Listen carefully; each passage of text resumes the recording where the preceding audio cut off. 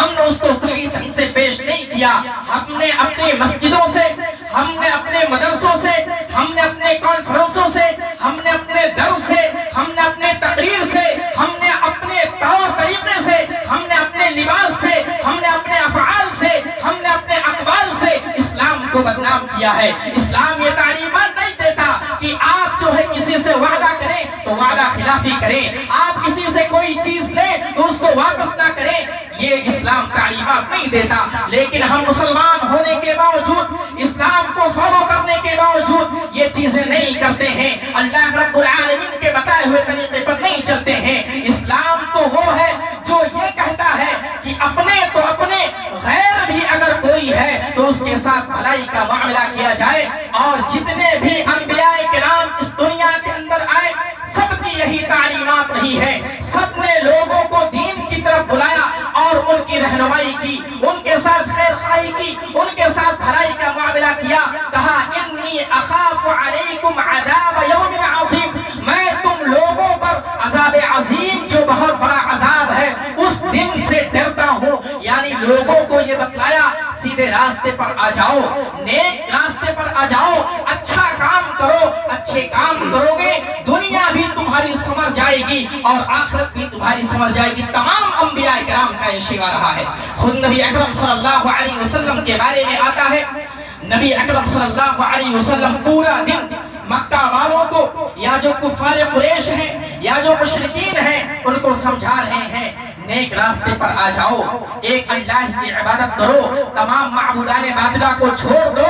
دن بھر تبلیغ کر رہے ہیں اور جن لوگوں کو بھی سمجھانے جا رہے ہیں، کوئی آپ کو مجنون کہتا ہے، کوئی آپ کو شاعر کہتا ہے، کوئی آپ کو پاگل کہتا ہے، کوئی آپ کو جادوگر کہتا ہے، کوئی آپ کو نجومی کہتا ہے. یہ سب برداشت کرنے کے باوجود آپ راستے سے نکل رہے ہیں، آپ کے اوپر کوڑا ڈال دیا جاتا ہے، آپ راستے سے جا رہے ہیں، آپ کا مذاق بنایا جاتا ہے، آپ راستے سے گزر رہے ہیں، آپ کے ساتھ گھنوانی حرکتیں کی جا رہی ہیں. لیکن اس کے باوجود جب آپ رات میں جاتے ہیں اللہ کی عبادت کے لیے، سجدے میں سر ہوتا ہے اور انہی کفار قریش کے لیے دعائیں کرتے ہیں، اے اللہ رب العالمین تو ان کو ہدایت دے، تو ان کو اسلام کے دائرے میں لا کر کے داخل کر دے، ان کو سیدھے راستے پر چلا. یہ اللہ کے نبی صلی اللہ علیہ وسلم رات کے وقت میں کفار قریش کے لیے جو آپ کو گالیاں دیتے ہیں، جو آپ کو مجنون کہتے ہیں، جو آپ کو پاگل کہتے ہیں، ان کے لیے دعائیں کرتے ہیں اور ان کے لیے سجدے میں سر رکھ کر کے پوری رات جو ہے دعائیں کرتے ہیں. اللہ رب العالمین کا فرمان آتا ہے لعلک باخع نفسک الا یکونوا مؤمنین. اے نبی پاک صلی اللہ علیہ وسلم، اگر یہ کفار قریش اسلام نہیں لاتے ہیں، اگر یہ کفار قریش مومن نہیں ہوتے ہیں، ایمان کے دائرے میں نہیں آتے ہیں، ایسا مجھے لگتا ہے، کون کہہ رہا ہے؟ رب العالمین کہہ رہا ہے. ایسا مجھے لگتا ہے کہ آپ اپنے آپ کو ہلاک کر ڈالیں گے، اپنے نفس کو ضائع کر دیں گے. اتنی پریشانی اور اتنی شدت سے اللہ رب العالمین سے دعا کرتے ہیں. کیوں؟ یہ بھلائی کا معاملہ.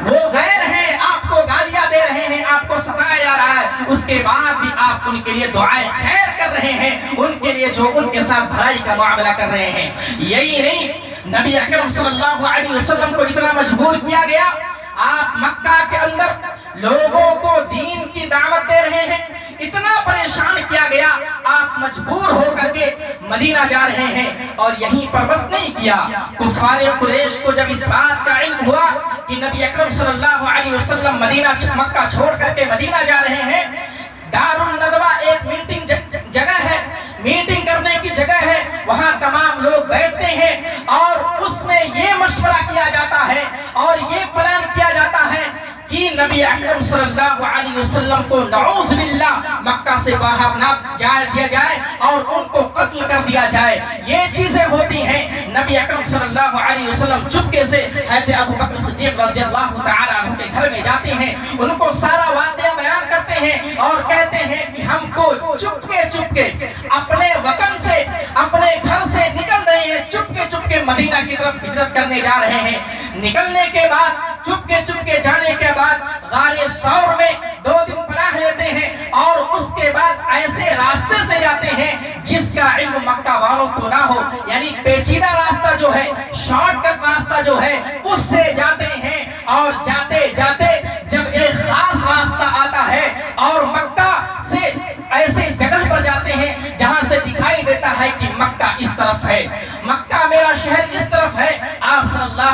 वसल्लम वहां खड़े हो जाते हैं।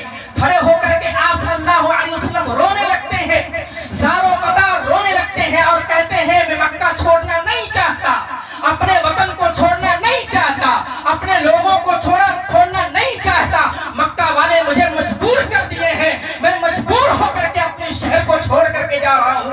आप सल्लल्लाहु अलैहि वसल्लम वहां खड़े होकर के रोने लगते हैं। हज़रत जिब्रील अलैहिस्सलाम आते हैं, नबी अकरम सल्लल्लाहु अलैहि वसल्लम से कहते हैं, ऐ नबी पाक सल्लल्लाहु अलैहि वसल्लम, आपको अपने शहर की याद आ रही है, आपको अपने लोगों को याद आ रही है।